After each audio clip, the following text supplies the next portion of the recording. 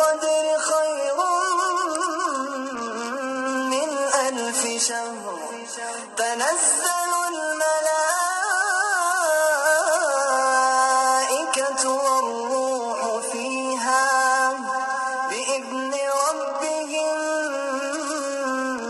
من كل أمر سلام هي حتى مطلع الفجر. بسم الله والحمد لله والصلاة والسلام على رسول الله وعلى آله وصحبه ومن اهتدى بهدى أما بعد. Allah'tan jardamı menen uruzuğa байланыштуу сабагыбызды улантабыз. Бүгүнкү сабакта иншалла мына ушул Рамазан айындагы кала берсе жыл ичиндеги эң улуу болгон түн Лайлатул Кадр, Кадр түн тууралуу айтабыз. Лайлатул Кадр деген эмне? Лайлатул Кадр деп аталуусу тууралуу аалымдар бир нече сөздөрдү айтышкан. Көпчүлүк тафсир аалымдары Лайлатул Кадр тууралуу аятынын тафсиринде айтышат. Лайлатул Кадр деп аталуусунун себеби анткени бул түндүн кадыры улуу болгону үчүн. Аллах Тааланын алдында бул фазилеттүү түндөрдүн бири болгону үчүн, фазилеттүү бир түн болгону үчүн анткени Аллах Таала мына ушул Кадыр түнүндө бир жылдык кадарларды, тагдырларды белгилейт. Аллах Таала махлуктарды жаратуудан алдын алардын тагдырларын өлчөп белгилеп койгон. Кадыр түндө болсо бир жылдык кадарларды, тагдырларды белгилейт. Алымдар мына ушундай айтышкан, мунун сүрөтү кандай болот, мунун түшүндүрмөлөрү кандай болот? Акыйда китептеринен окуп изилденет. Аллаху алам. Кээ бир алымдар айткан Лайлатул Кадр деп аталуусу мына ушул түндө кылынган ибадат улуу болгону үчүн Аллах Таала Куранда бул тууралуу айткан Лайлатул Кадри хайрун мин альфи шахр. Кадыр түнү 1000 айдан жакшы деген. Мына ушул түнү ибадат менен турган киши 1000 ай мындайча айтканда 83 жыл 4 ай ибадат кылган болот. Исламдан алдыңкы үммөт, исламдан алдыңкы элдер 83 жыл ибадат кылган болсо, мусулман болгон киши пайгамбарыбыз саллаллаху алейхи вассаламдын үммөтү мына ушул түнү ибадат кыла турган болсо, өткөн үммөттүн ибадаты менен тең болот. Кадыр түндүн фазилети Аллах Таала бул түн менен Куранда бир сүрөнү атады. Кадыр сүрөсү деп аталат мына ушул сүрө. Мына ушул сүрөдө Лайлатул Кадырдын 1000 айдан жакшы экени бизге белгилүү, жетиштүү. Лайлатул Кадри хайрун мин альфи шахр. Бул түндүн мына ушул аят, Кадыр түн 1000 айдан жакшы деген аят бул түндүн фазилеттүүлүгүнө жана улуулугуна далалат кылат. Пайгамбарыбыз саллаллаху алейхи вассаламдан Кадыр түн тууралуу өтө көп хадистер келген. Бухари, Муслимде бир нече хадистер келген, алардын кээ бирин айтабыз. Аллах Таала Кадыр сүрөсүндө бул тууралуу мындай дейт. Бисмиллахир-рахманир-рахим. Инна анзалнаху фи лайлатил кадр ва ма адрака ма лайлатул кадр. Лайлатул кадри хайрун мин альфи шахр. Танаzzalul malaikatu var-ruhu fiha bi-izni rabbihim min kulli amr. Salamun hiya hatta matla'il fajr. Бул Кадыр сүрөсү. Чынында биз Куранды Кадыр түнүндө түшүрдүк.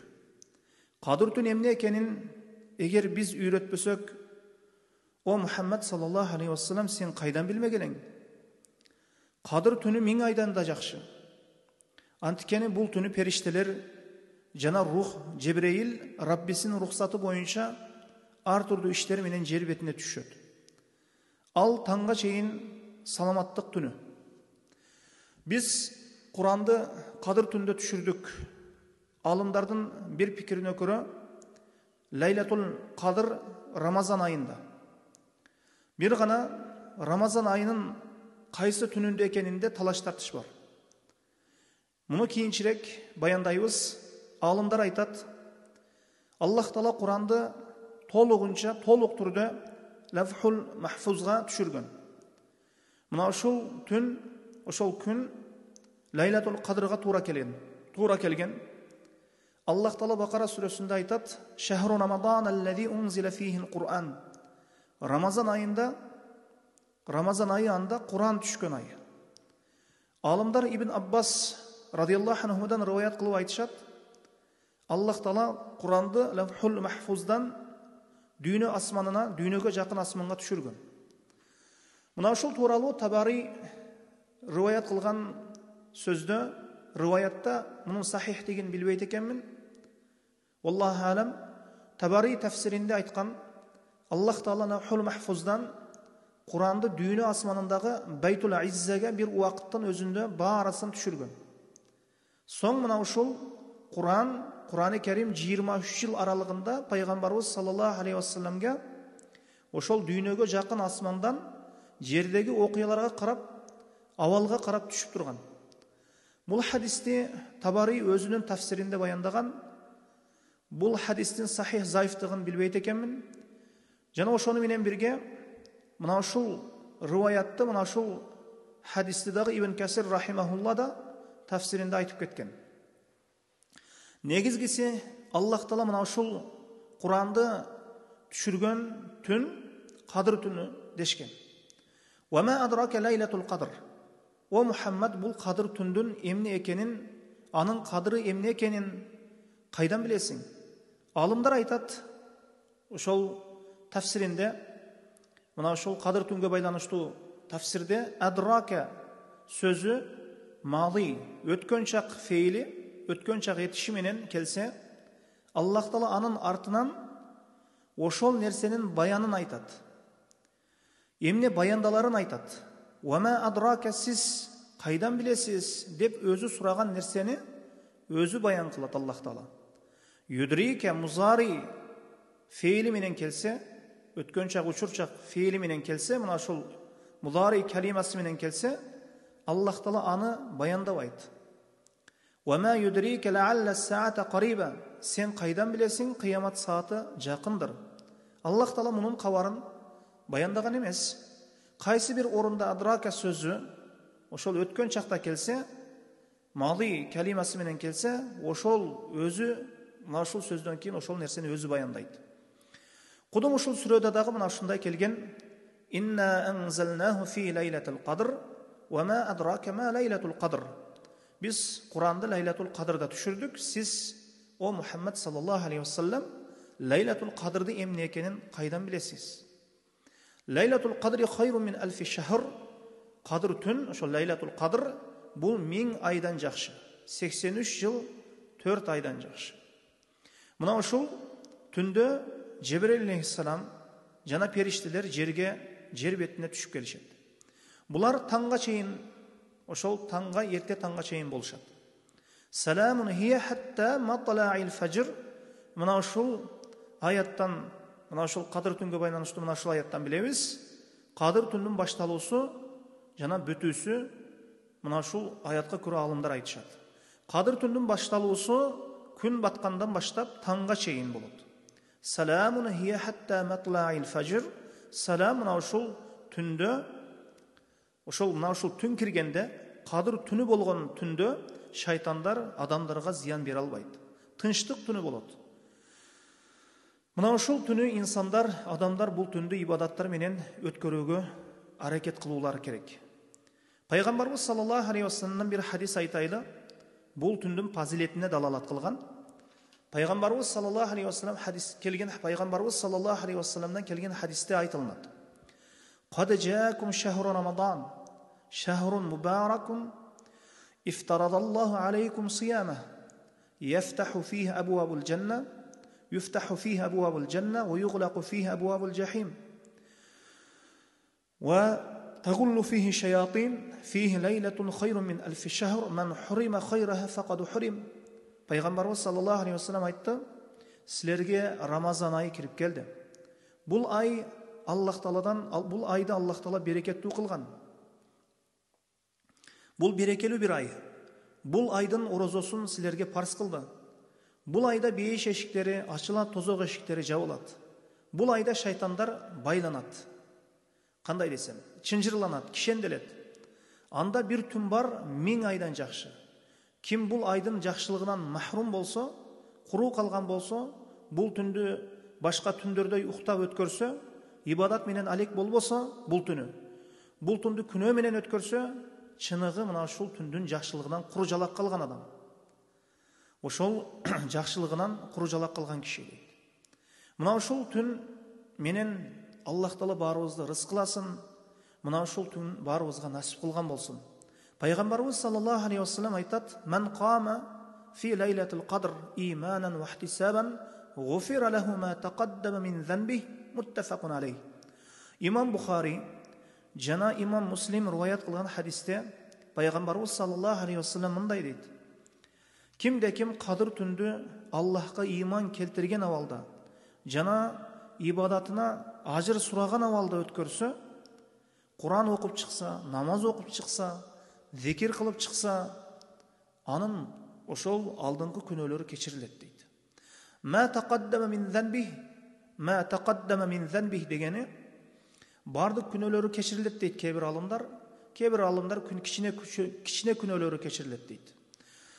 Эми бул түндө кичине чоң күнөөлөрдү кечирилүүсүн үмүт кылып турулса, Аллах ырайымдуу, кечиримдүү пендесине киши чоң күнөө кылган болсун, кичине күнөө кылган болсун, тообасына кайтса, мына ушул алымдардын ихтилафынан, талаш тартуусунан чыккан болот, жана күнөөлөрүнө тооба кылып калган болот. Инсан күнөө кылган болсо, тооба кылып үлгүрбөгөн болсо, bir чоң күнөөнү жасаган болсо, тооба кылып үлгүрбөгөн болсо, жетишпеген болсо, мына ушул түндө 2 рекет намаз окуп туруп тооба кылса болот. Энеден жаңы төрөлгөндөй болуп калат. Рамазанда шайтандар чынжырланып, бейиш эшиктери ачылып, тозок эшиктери жабылат дедик.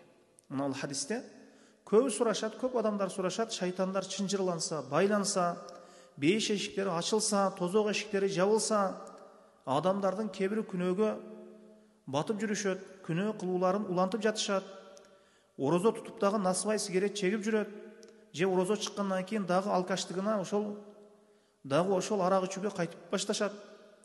Рамазанда бузук иштерин ошол дагы эле улантып токтотпой жаткандар бар. Шайтан чынжырланган болсо, эмне булар күнөөдөн токтобойт деген суроолорду беришет. Эми алымдар айтат, Ибн Касир рахимахулла тафсиринде айткан, шайтандардын чынжырлануусу, бейиш эшиктерин ачылуусу, тозок эшиктерин жабылуусу кандай келген болсо хадисте, дал ошондой кабыл алабыз. Бейиш эшиктери ачылуусу, тозок эшиктерин жабылуусу мажази түрдө эмес. Бул чыныгы акыйкат. Кандай айтылган болсо, кандай ачылса, кандай жабылса, кандай байланса шайтандар, дал ошондой акыйкаты менен түшүнөбүз. Бул чыныгы акыйкат мааниси, мына ушундай акыйкат мааниси менен түшүнөбүз. Ошол Аллах бейиш эшиктерин ачат, тозок эшиктерин жабат, шайтандарды кишендейт. Эми шайтандардын кишенделүүсүнө, чынжырлануусуна келсек, ихтилаф кылышкан алымдар ортосунда өзара талаш тартышка себеп болгон маселе, талаш тартыш бар бул маселе боюнча, кээ бир алымдар бардык шайтандар чынжырланат деп айтышкан. Бардык жаман шайтандар кишенделет, чынжырланат деп айтышкан. Шайтан капыр болгон жинге айтылат. Мусулман капыр жиндер бар, жиндердин дагы мусулманы бар, капыры бар. Шайтандардан максат капыр жиндер назарда тутулат. Кээ бир алымдар чоң шайтандар чынжырланат, жалпысынан алганда деп айтышат. Чоң шайтандар чынжырланат, кичинелери дагы күнөөлөрүнө улантып, ошо күнөөгө буйруп жүрө беришет дешет. Жалпысынан алганда эки сөзгө тең карасак да, инсанды жаман ишке, күнөө ишке буйрган башка нерселер дагы бар шайтандан башка. Бул инсандын напси. Аллах Таала Куранда инсанды ошол напсилердин ошол ичинде жамандыкка буйрганы бар деген. Адам баласынын напси дайыма жамандыкка буйрат. Аллах адам баласына ыктыярдуулук берди. Мына ушул ыктыярдуулугу менен инсан ошол же жамандыкка, же ошол жакшылыкка буйрулат. Мына ушул ыктыяры менен ошол инсандын напси инсанды жамандыкка буйрат, же жакшылыкка буйрат. Шайтан келип жакшылыкты таштоого, жамандыкты кылууга ошол кызыктырат, мажбурлабайт. Кишенделеби, кишенделбейби, чынжырланабы, чынжырланбайбы, жол көрсөтүп коет гана. Ал мажбурламайт адамдарды. Мажбурлоо мүмкүнчүлүгү берилгенде шайтанга мусулман калбайт эле. Бир гана Аллах ырайым кылганы гана калат болчу. Адамдардын күнөө кылуулары, ошол Рамазан айында болсо дагы, адамдардын күнөө кылуулары адамдардын нафсилерине байланыштуу. Мына ошондуктан инсан өз ыктыяры менен нафсиси, эгер ошол нафсисине ылайык же жакшылыкты кылат, же жамандыкты кылат.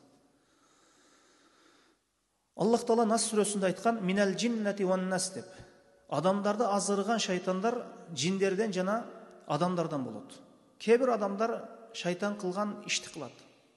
Мисалы үчүн кээ бир адамдар айтып калышат: "Баланчы шайтан кылбаган ишти кылды" деп. Ушул сөз туурабы?